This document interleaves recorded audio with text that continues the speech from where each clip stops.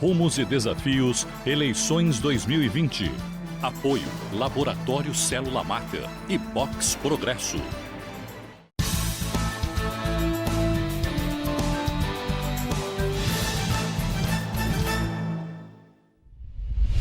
Seja bem-vindo ao programa Rumos e Desafios Eleições 2020 da Santa Cecília TV, uma emissora educativa da Universidade Santa Cecília de Santos.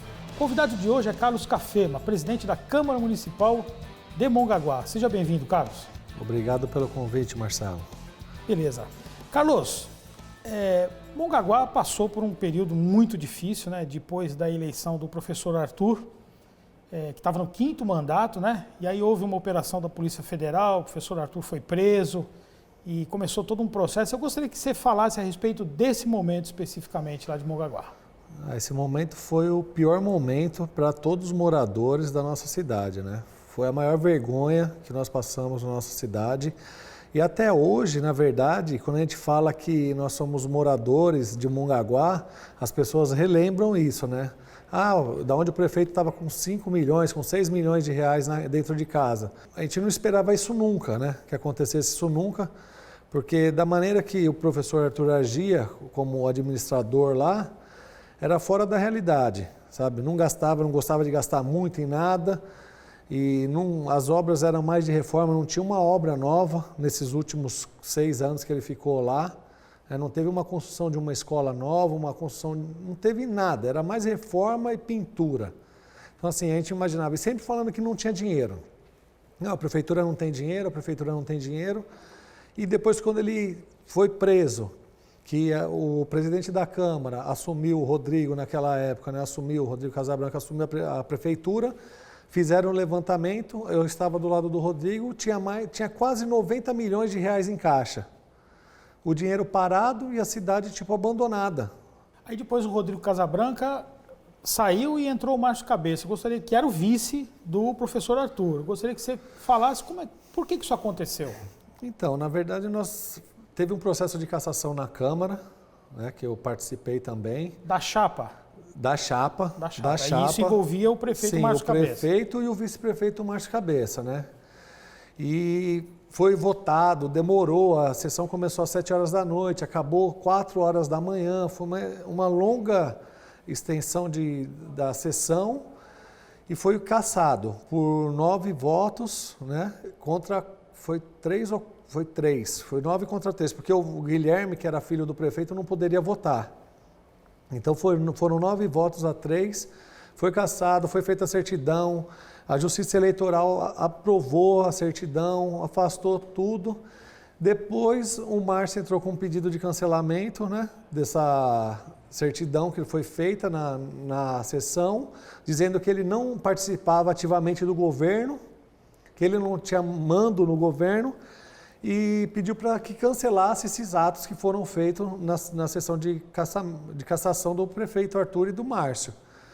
Aí esse processo rolou, foi para São Paulo, perdeu aqui, perdeu em Mongaguá, perdeu em São Paulo, foi para Brasília, o Gilmar Mendes aceitou. E aí ele aceitando, ele já teve o retorno praticamente que imediato, sabe? Quando ele liberou lá em cima, eles já vieram com papel na Câmara, na época o Rodrigo estava de prefeito, o Carlão era o presidente na Câmara, que era o vice na época. E aí, assim, o Carlão aceitou a posse do Márcio e o Márcio tomou posse a partir daquele momento que aí não teve mais retorno. Agora, eu gostaria de fazer essa reflexão, né? Imagino que o telespectador deve estar fazendo também. O professor Arthur era um prefeito de 5º mandato. De fato, o vice teria algum espaço num governo de um prefeito de 5º mandato?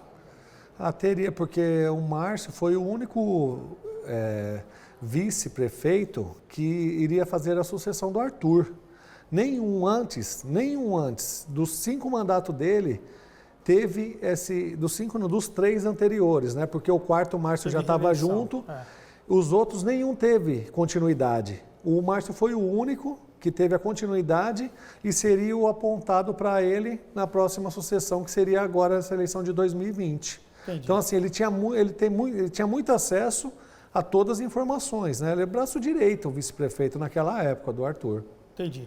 E hoje, como é que é essa relação? Como é que o Márcio se relaciona com a Câmara? Ele tem maioria estabelecida, maioria consolidada, ou é uma coisa que alterna nas votações? Ele não tinha no início do mandato, no início do governo dele, que começou depois, no final de 2018, quando teve a sessão da Câmara para a votação da presidência da Câmara, que foi um rolo danado lá também, que teve confusão, eles encerraram a sessão no meio, porque eu iria ganhar a presidência. Quem presidiu essa sessão? O Cláudio Arena presidiu, como ele era o mais velho, porque assim, nosso regimento era uma porcaria, né? Eu estou arrumando agora o regimento interno lá da Câmara. Então, assim, nosso regimento tinha várias confusões dentro, sabe? Duplas interpretações. Até porque é uma situação de exceção, né? Sim, é uma coisa fora da realidade. É muito difícil de prever, né? Aí, quando eu recebi o terceiro voto, eles arrumaram uma confusão, porque aí só tinha gente deles lá, ligado à prefeitura, no plenário, a maioria. Arrumaram uma confusão, queriam invadir, não mandaram policiamento para a Câmara aquele dia, não mandaram guarda municipal, não mandaram nada. Porque eles já sabiam que eles iam perder para arrumar confusão. Aí cancelaram a sessão, voltamos no dia 2 e, graças a Deus, manteve a votação do mesmo jeito, né? Não teve outra votação e continuou sendo eu o presidente da Câmara naquele dia. Tá certo. Aí você foi eleito, passou a administrar a Câmara e o Márcio se consolidou na Prefeitura. Se consolidou na Prefeitura, teve vários processos tentando derrubar a liminar do Gilmar Mendes, não teve jeito de derrubar. E ele teve os 4 primeiros meses, ele não tinha os vereadores, todos os vereadores do lado dele. Mas após isso daí ele já conseguiu o 7º, compor a maioria, o 8º. E assim, o meu trabalho na Câmara não era para prejudicar a cidade e não fazer política em cima disso para prejudicar ele fazendo o trabalho dele. Porque se eu prejudico ele fazendo o trabalho dele, eu vou prejudicar a cidade. Muitas pessoas chegaram para mim e falaram, vamos barra os projetos, barra aquilo. Mas se eu fizer isso, eu estou indo contra também meu pensamento. Sabe? Tem coisas que muitas mães pediam para as crianças, como a reforma do Centro Cultural, muitas outras reformas que vinham sendo pedidas, que não tem como você barrar. Tinha alguns projetos que eu era contra, mas tinha alguns que não. Então, assim, não tem como a gente fazer um barramento de tudo na Câmara, então nós vamos contra a população, nós vamos contra a cidade, nós vamos contra a nossa família que mora na cidade. Não pode deixar parar também tudo, né? Então, a gente trabalha, eu sou oposição, né, que nem eu falo, na Câmara, só que assim, ele tem os votos porque ele montou uma composição de vereadores. Eu coloco os que na época ele não tinha, o que nós não achava correto, nós votava contra, não era aprovado. O que a gente queria, que achava certo, a gente aprovava e ele trabalhava do mesmo jeito. Só que ele conseguiu a maioria, agora ele aprova tudo.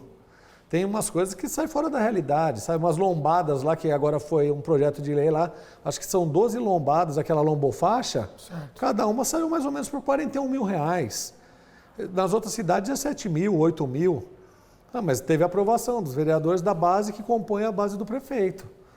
Sabe? Eu tenho que colocar para votação? Tenho, porque eu tenho um prazo legal no regimento interno também. Eu li o orçamento que foi encaminhado à Câmara no final do ano passado, justamente o orçamento de 2020, que é uma expectativa de arrecadação, algo em torno de 250 milhões de reais, né? E a gente tem feito aqui em todos os programas uma conta básica, que é dividir o orçamento do município pela população. Né? E vimos que Mongaguá, dos 7 municípios que a gente está dedicando essa série do Rumos e Desafios, né? Essa temporada do Rumos e Desafios, Mongaguá é o 6º orçamento per capita. Significa que o município tem poucos recursos para poder atender às necessidades.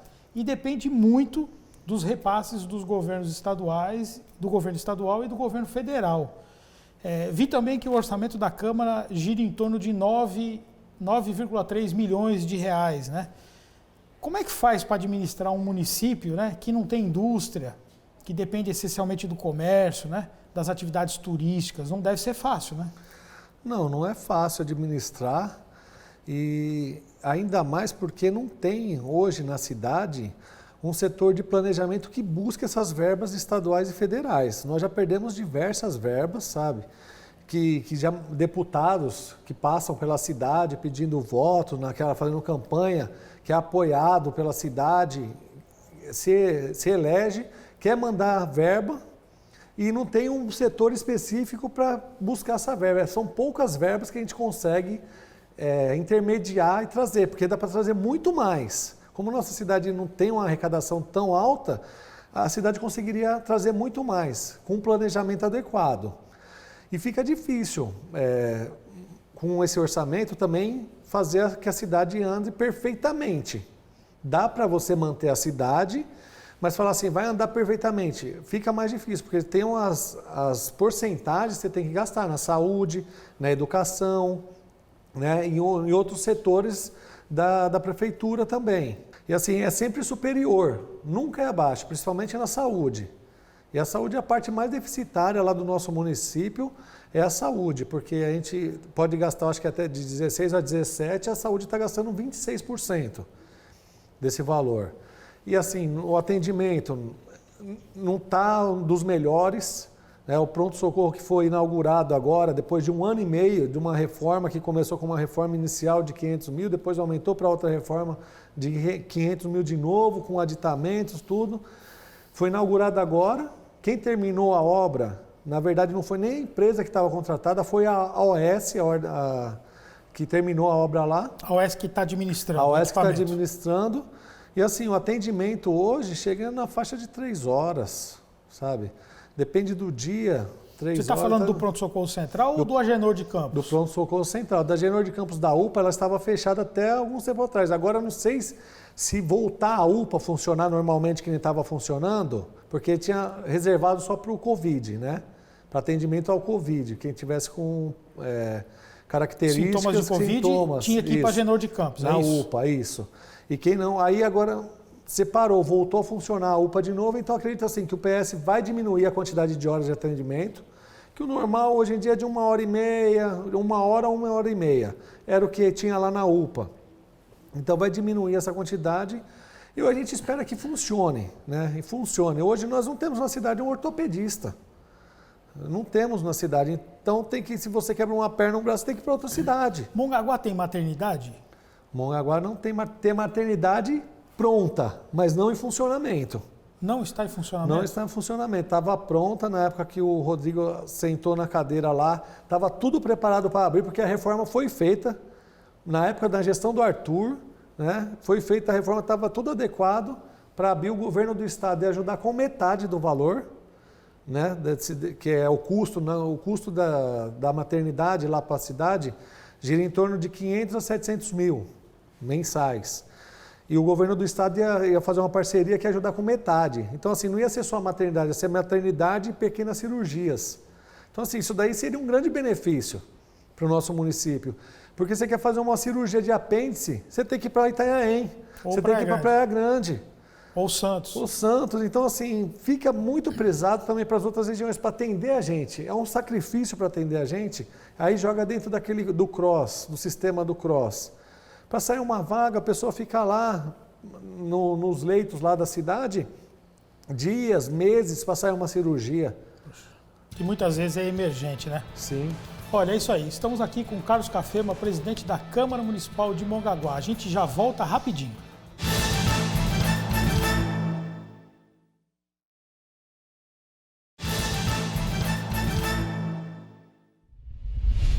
Voltamos com o programa Rumos e Desafios Eleições 2020 com Carlos Cafema, presidente da Câmara Municipal de Mongaguá. O senhor falava da maternidade que está pronta, mas não está funcionando. Sim, né? Isso. E eu lembro que Mongaguá tem a maior taxa de mortalidade infantil de todos os municípios da Baixada Santista, que já tem um índice alto de mortalidade infantil superior à média do estado. Né? Então deve ser muito complicado isso, né? Fora o que não aparece, né? Porque quando a pessoa sai para fora, se morre lá na Praia Grande, se morre em Itanhaém, já não entra nos índices da nossa cidade. Então, assim, isso daí afeta muito na saúde em geral. Sabe, até o Covid, quando tem as estatísticas, né, que tem na cidade, fogem do normal para a gente. Porque como você é indicado, você vai saindo da cidade para ser tratado em outras cidades, acaba entrando na estatística da cidade vizinha. É dengue, que você nunca vê quase nada. Você pode ver o Covid lá embaixo. Eu conheço um monte de gente que teve contato. Não conheço 2 pessoas que faleceram. Mas, assim, no geral, começa a fugir, porque você tem atendimento em outras cidades e acaba sendo computado por outros lugares. Mongaguá tem postos de saúde, né? Nesses postos estão funcionando farmácias? Não, os postos de saúde da família, foi aprovada uma lei na Câmara que ia ser colocado em todos os postos de saúde da família a distribuição de remédios, né, populares em cada bairro, porque a maioria dos bairros todos têm um postinho de saúde da família e nesse momento não tem nenhum que funcione a farmácia. Nós temos uma farmácia popular só que se encontra no bairro do Veracruz, do lado praia, né, totalmente contramão ao que a população necessita, porque não passa um ônibus lá na frente dessa farmácia, não passa a lotação que nós temos lá também. Então, assim, é totalmente contrário ao que a necessidade da população hoje, a farmácia municipal, onde ela se localiza. Mongaguá tem 2 tribos indígenas. Como é que é a relação do município com essa população? Na verdade, eu não vejo a prefeitura ajudar em quase nada lá, né, a aldeia indígena. De vez em quando eles mandam lá arrumar a rua lá, que para chegar lá até a aldeia. É longe da pista? É longe. Uma você tem que atravessar o rio, né? A do Veracruz você tem que atravessar o rio, e na do Itaoca é mais ou menos uns 5, 6 quilômetros para dentro, que aí você chega, porque a gente fala que é lá na rua do cemitério, que passa por trás do cemitério e segue uma rua até lá no morro. Então, assim, essa rua fica muito ruim o acesso para eles lá. E não tem. Quem dá mais a intermediação mesmo é a FUNAI, que faz as construções, teve construção do banheiro. A prefeitura nunca agiu assim de fazer uma reforma lá num banheiro, de uma reforma de uma escola. Então, assim, lá a prefeitura não ajuda a população indígena. Falando do cemitério, em fevereiro de 2019 eu vi uma matéria falando de condições precárias do cemitério e que o cemitério só recebia atenção perto da data de finados. Como é que está o cemitério municipal? Continua da mesma maneira. Teve uma reforma lá, mas a reforma foi mais uma construção de gavetas, né? Agora, se tiver chuva lá, chover, tudo, não tem mais espaço. Na verdade, no cemitério da cidade ficou muito pequeno para o tamanho que a cidade já vem crescendo num ritmo acelerado. Não tem mais terreno, você não consegue mais achar terreno para comprar, então está vindo muito morador para a cidade. E quando começa a vir muito morador, começa a ter mais falecimentos também. A quantidade de pessoas que morrem é maior. Aumentou essa quantidade de gavetas, mas a reforma, no geral, assim mesmo, ficou da mesma maneira.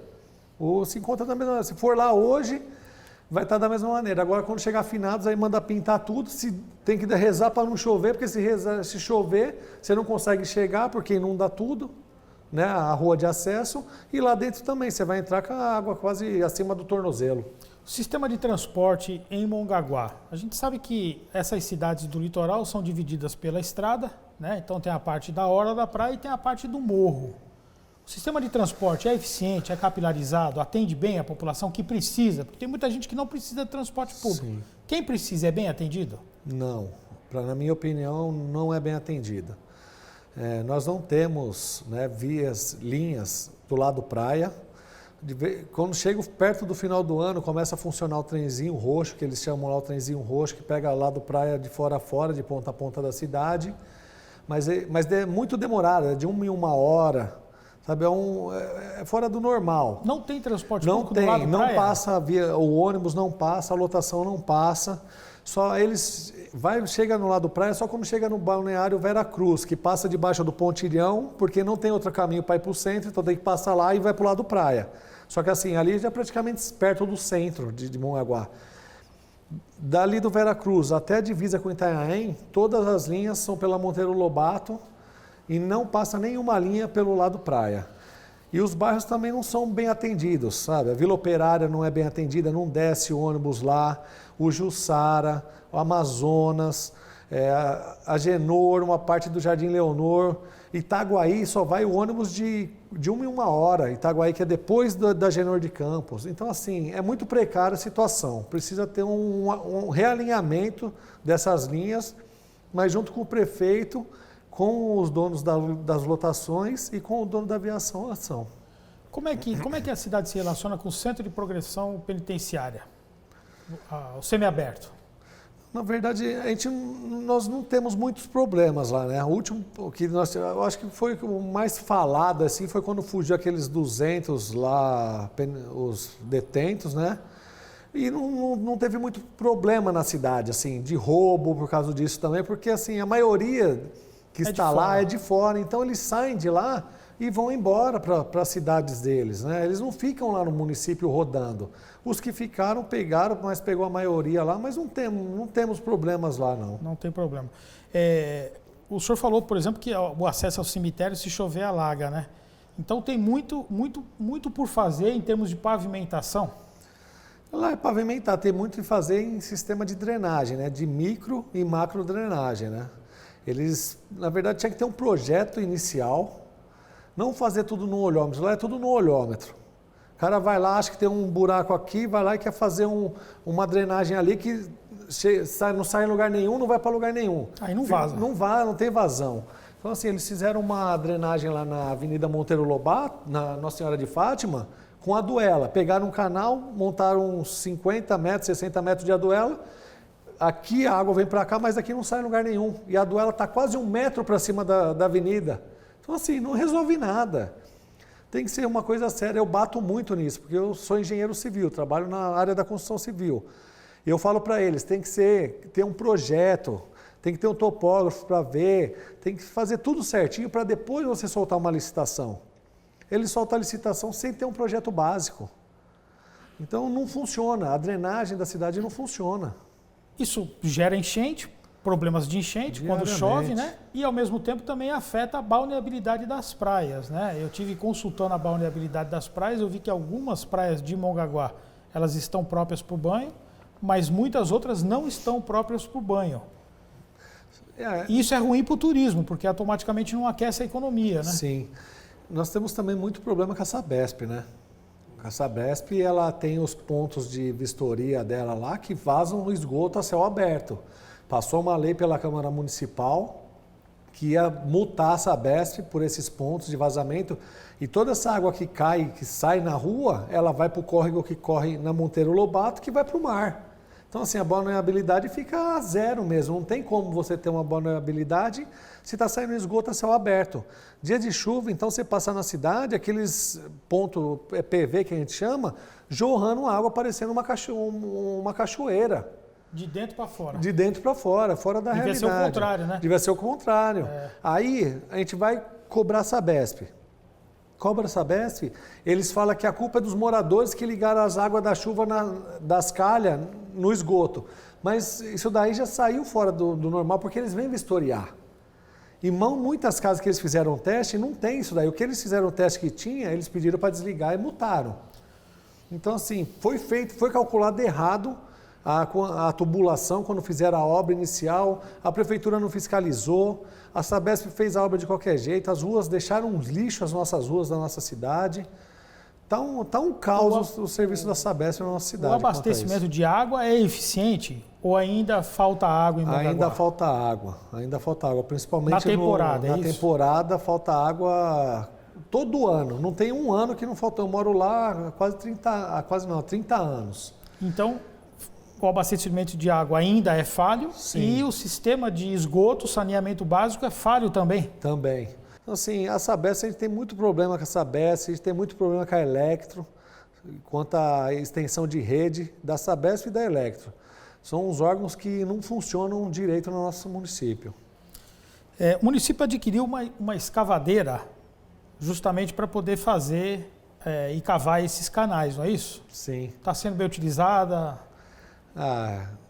Eu, como engenheiro, não concordo do modo que eles estão trabalhando, modus operantes, né? Porque ela pode ter entrado dentro da água, é anfíbia, né? Que eles falam, uma escavadeira anfíbia. Mas assim, ele tira daqui de dentro, ele não joga lá fora para um caminhão tirar aquele excesso. Ele joga para o lado? Ele joga para o lado. Ele joga para dentro ali do mangue que está ali mesmo, ele tira daqui e joga aqui. Ou joga aqui desse lado, um dos dois lados do córrego. Quando chove, volta tudo. Quando chove, volta tudo. Então, assim, não funciona. Foram lá, fizeram, mostraram, chegou a última chuva que teve, inundou tudo de novo. Então, assim, não adianta fazer só isso. Se não tirar, desassorear certo, e levar para onde tem que levar, porque desassoria o canal aqui. Eles desassoriam o canal de Santos, eles jogam do lado ali? Não. Eles tiram fora. Lá não. Eles falam, primeiro não podia, porque eles falavam que a ambiental não deixava. Aí entramos com um pedido, não sei o que, a ambiental falou, nós não tem nada a ver com isso. Nós não estamos impedindo vocês de fazer o desassoreamento dos córregos, porque são córregos. Sim. Aí entrou com essa máquina, tira daqui e joga ali. Não funciona. Tanto que a última chuva que teve, encheu tudo e a vazão continua a mesma coisa. Demora dias para a água ir embora. Tem lugar que nem vai. Agora, esses córregos, né? Tem esgoto ali também ou é só água de chuva mesmo? Na maioria tem, se tiver pouca coisa, porque a cidade tem aproximadamente, eu acho que de 80% a 92% de coleta de esgoto. Então é muita pouca coisa de esgoto que tem que cai diretamente das casas. Está caindo de maneira clandestina, beleza. Eu queria agora que a gente, nesse tempinho que nos resta, né, que a gente focasse um pouquinho sobre a sua gestão na Câmara Municipal. Eu vi que a Câmara tem um orçamento de aproximadamente 9,4 milhões de reais. E sei que teve um caso que foi descoberto de desvio de receita no município, né? Sim, foi na faixa de 700 mil reais, né? Que foi pego, isso daí foi pego. Foi descoberto foi mesmo, descoberto, foi constatado, isso daí está sendo investigado pela Polícia Civil e tem os nomes já das pessoas que tem no processo, eles estão tentando levantar onde está esse dinheiro, já tem um processo no Ministério Público também, né, contra isso para devolução desse dinheiro para o processo. Eu acredito que no final do processo algumas pessoas vão ser culpadas e vai acabar sendo presas. Essas pessoas estão trabalhando ainda na Câmara? Não, elas foram mandadas embora da Câmara, foram chamadas pessoas concursadas para os cargos delas, que nós tínhamos um concurso ativo naquele momento. Então eu chamei todos os concursados para os cargos, né, e era o que o Tribunal de Contas pedia também, que tivesse os concursados na Câmara. Bem rapidinho, a Guarda Municipal, segurança em Mongaguá. Não é eficiente ao ponto que tinha que ser, conforme as outras cidades são, mas está melhorando aos poucos, porque na verdade eles não têm efetivo e não têm uma ajuda da prefeitura especificamente, sabe?